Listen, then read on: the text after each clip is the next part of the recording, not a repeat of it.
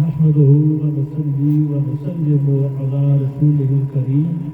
أما بعد فأعوذ بالله من الشيطان الرجيم بسم الله الرحمن الرحيم قل لا أسألكم عليه أجرا إلا المودة في القربى صدق الله العلي العظيم وصدق رسوله النبي الكريم الأمين الصلاة والسلام عليك يا رسول الله وعلى آلك وأصحابك يا حبيب الله نہایت ہی عزت کے لائق سادات کرام علماء کرام و معزز و مکرم حاضرین محفل، میں اکثر یہ گزارش کیا کرتا ہوں کہ جب میجر سامنے ہو تو پھر اس سے بڑا بات کوئی نہیں ہوتا۔ اللہ تعالی ہم سب کو اپنی قبر اور آخرت کی فکر کرنے کی توفیق عطا فرمائے۔ آج بلا شبہ وادی بنا کی ایک عظیم شخصیت اور خاندان رسالت کے ایک پھول، خاندان طہارت کی ایک کلی، جن کے بارے میں امام احمد رضا علیہ رحمت فرماتے ہیں تیری نسل پاک میں ہے بچہ بچہ نور کا، تو ہے عین نور تیرا سب گھرانہ نور کا، کہ نبی پاک علیہ السلام کا وہ نوری گھرانہ ہے کہ قیامت تک آنے والا ہر سادات کا فرد اس نوری گھرانے کا ایک نوری چراغ ہے۔ بات نسبت کی ہوتی ہے، نسبت اعمال کا مقام اپنی جگہ، کردار کا مقام اپنی جگہ، لیکن جب نسبت کی بات آتی ہے تو وہاں کچھ اور نہیں دیکھا جاتا۔ ایک بات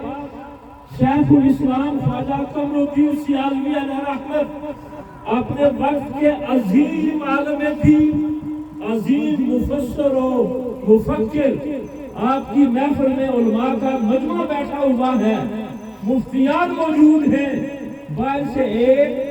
سید صاحب تشریف لے آئے، عام سے سید، جالیدار صاحب سید، ان کے پاس کوئی علمی مقام نہیں تھا، کوئی ظاہری ان کے پاس کوئی ایسی وجہ نہیں تھی کہ ان کا احترام کیا جاتا۔ شیخ الاسلام نے جب سید صاحب کو دیکھا تو آپ کھڑے ہو جاتے ہیں، ظاہر ہے جب آپ کھڑے ہوئے تو سب علماء کو، مفتیان کو، سب کو کھڑا ہونا پڑا۔ آپ نے سید صاحب کو عزت کے ساتھ بٹھایا،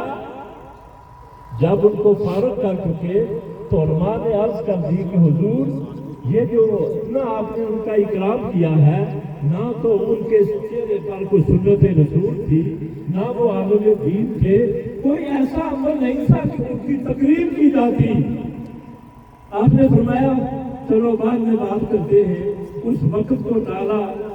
تھوڑی دیر بعد آپ سفر پہ نکلتے ہیں، راستے میں جاتے ہوئے مفتی صاحب سے کہا مفتی صاحب، آپ نے اپنی چھڑی سے ایک دائرہ لگایا، کہا یہاں لکھے خنزیر، لکھا خنزیر، کہا اس پر 10 جوتے مارے، انہوں نے جوتے مار دیے، تو کہا مفتی صاحب یہ لفظ خنزیر قرآن پاک میں آیا ہے یا نہیں آیا؟ کہا جی آیا ہے۔ تو کہا جو کام آپ نے یہاں کیا ہے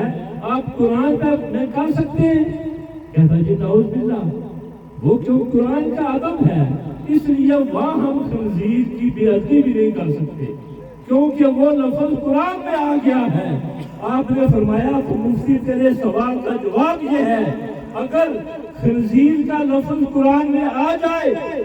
قرآن کی نسبت کی وجہ سے تم اس کا احترام کرو گے، اسی طرح جن کی رگوں میں خون رسالت آ جائے ہم ان کے اعمال کو نہیں دیکھیں گے، اس نسبت رسول کو دیکھیں گے۔ اللہ تعالیٰ شاہ صاحب کے درجات کو بلندی عطا فرمائے، ان کے خاندان کو اللہ تعالیٰ صبر جمیل عطا فرمائے۔ ہم جو اس جنازہ میں حاضر ہوئے ہیں، اللہ تعالیٰ شاہ صاحب کی برکت سے ہمارے گناہ بھی معاف فرمائے۔ وما علینا